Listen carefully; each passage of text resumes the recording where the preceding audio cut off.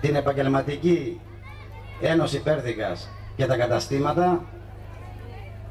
Θέλω να ευχαριστήσω την Deco Club. Θέλω να ευχαριστήσω τη υδρομεταφορική του κύριου Ηλιακίδη για μια προσφορά που μας έκανε για την εκδήλωση. Επίσης να ευχαριστήσω το Λιμενικό Ταμείο για όλες τις παροχές που μας παρέχει εδώ για το λιμάνι και για την εκδήλωση.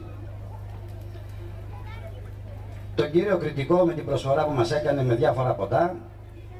Την Ανέκο Κόλλης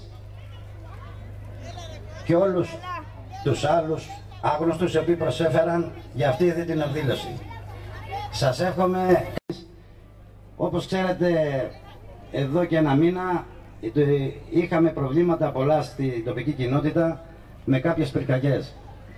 Μας βοηθήσανε αφάνταστα και παρακαλούμε, μέχρι στιγμής εδώ και 15 μέρες δεν έχουμε καμία πυρκαγιά στην τοπική. Άλλη προγραμματισμένη του υποχρέωση και θα καθυστερήσει να έρθει. Βρισκόμαστε σε ένα όμορφο καλοκαιρινό βράδυ, σε ένα προεόρτιο, σε μια προφεστιβαλική εκδήλωση της γιορτής του Φιστικιού. Θέλω να πω ότι γίνεται μεγάλη προσπάθεια και η φετινή γιορτή Φιστικιού να στεφθεί από επιτυχία και είμαστε βέβαιοι γι' αυτό. Η απόψινή εκδήλωση και όλες οι εκδηλώσεις αυτής της μορφής μας αρέσουν ιδιαίτερα και εμένα προσωπικά, γιατί έχουν και στοιχεία συλλογικότητας. Δηλαδή εργάζονται πολλοί άνθρωποι, συνεργάζονται όλοι μαζί για να γίνει ένα ωραίο αποτέλεσμα και δυστυχώς η συλλογικότητα είναι αυτό που έλειψε στους καιρούς μας και σιγά σιγά το ξαναβρίσκουμε. Ειδικότερα θα ήθελα, τελειώνοντας αυτό το σύντομο χαιρετισμό, να καλησπερίσω και εγώ τον πρόεδρο της τοπικής κοινότητας και τα μέλη του Συμβουλίου, τους δημοτικούς συμβούλους οι οποίοι παρευρίσκονται, τον κύριο πρόεδρο του Λιμενικού Ταμείου, τον κύριο πρόεδρο της κοινωνικής επιχείρησης του Δήμου, την κυρία πρόεδρο της δημοτικής κοινότητας Μεσαγρού, τα στελέχη και τα μέλη του χορευτικού του Συλλόγου Γυναικών Αμαία.